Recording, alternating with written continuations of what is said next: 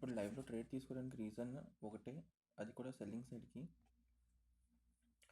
నేను end of the day closing టైంలో నేను బీటీఎస్టీకి పీఈ కాల్ తీసుకున్నాను. ఇక్కడ నా స్టాప్ లాస్ హిట్ అయిన తర్వాత రీజన్ ఒకటే, డిస్కౌంట్ లెవెల్లో ఉంది కానీ ఎక్కడ ఎటువంటి డిమాండ్ లేదు. డిమాండ్ లేనప్పుడు డిస్కౌంట్లో నుంచి వెళ్తున్నప్పుడు కూడా ఎక్కడి నుంచి వెళ్తుంది, ప్రాపర్ సప్లైలో ట్యాప్ అయ్యి అక్కడి నుంచి వెళ్తుంది. సో మ్యాక్స్ ఛాన్సెస్ ఏంటి, ఈ 15 minute స్ట్రక్చర్ ప్రకారం డిస్కౌంట్ బుల్లిష్ ట్రెండ్ ఉంది. హయ్యర్ హై, హయ్యర్ లో, హయ్యర్ హై, హయ్యర్ లో, మళ్ళీ హయ్యర్ హై, ఇది హయ్యర్ లో. సో ఇది కొత్తగా హయ్యర్లో ఫిక్స్ అవ్వాలి అని, ఇది ఇప్పుడు హయ్యర్లో, బట్ కొత్తగా ఇంకో హయ్యర్ హై ఫిక్స్ అయితే కానీ ఇంకో హయ్యర్లో రాదు. సో ఇంకో హయ్యర్లో ఫిక్స్ అవ్వాలి అంటే ఈ హైని బ్రేక్ చేయాలి, హయ్యర్ హైని. అది ఎక్కడి నుంచి వెళ్ళాలి, డిస్కౌంట్ లెవెల్లో ఉన్న డిమాండ్ నుంచి వెళ్తే ఇంకా బెటర్ ఆప్షన్ అనమాట. లేదు ఇన్ కేస్ ఈ హయ్యర్లో కానీ బ్రేక్ అయిందంటే ఇది ఎక్కడి నుంచి రాలేదు, సో ఇది కూడా బ్రేక్ అయిపోద్ది. అండ్ డే టైం ఫ్రేమ్లో మనకి ఏదైతే ఈ గ్యాప్ ఫిల్లింగ్ ఏరియా అండ్ ఇవన్నీ ఉన్నాయో ఇంకా ఫాల్ కంటిన్యూ అయ్యి ఇక్కడ వరకు వచ్చే అవకాశాలు ఎక్కువ ఉంటాయి అన్నమాట. సో నేనైతే ప్రజెంట్ ఇప్పుడున్న మార్కెట్లో ట్రేడ్ చేయడానికి సెల్లింగ్ సైడ్ వెళ్తాను.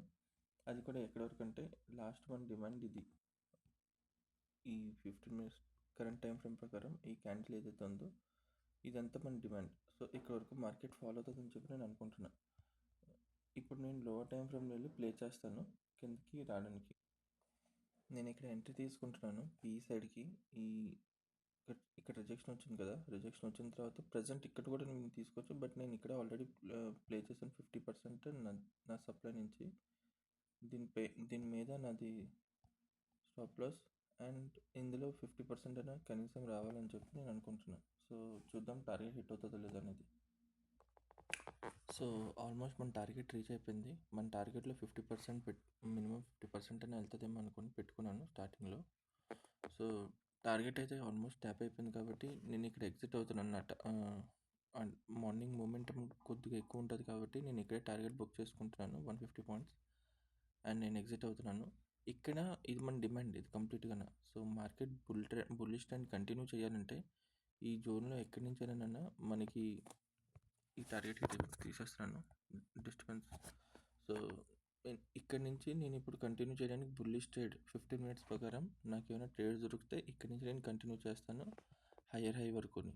ఇన్ కేస్ ఇక్కడ కానీ నాకు చేంజ్ ఆఫ్ క్యారెక్టర్ ఇవ్వకుండా ఫేక్ చేంజ్ ఆఫ్ క్యారెక్టర్స్ ఇస్తూ ఇంకా కంటిన్యూ అవుతుందంటే నేను ప్రీవియస్ డే టైం ఫ్రేమ్లో ఏదైతే నేను మెన్షన్ చేసిన లాస్ట్ లైక్ ఈ హైయర్లో బ్రేక్ చేసిందంటే ఇంక ఈ హైయర్లో కూడా రెస్పెక్ట్ చేయదు, ఎందుకంటే ఇది ఎక్కడ డిమాండ్లో అవ్వలేదు, ఇది డిమాండ్ బ్రేక్ చేసిన తర్వాత వచ్చిన మూమెంటం.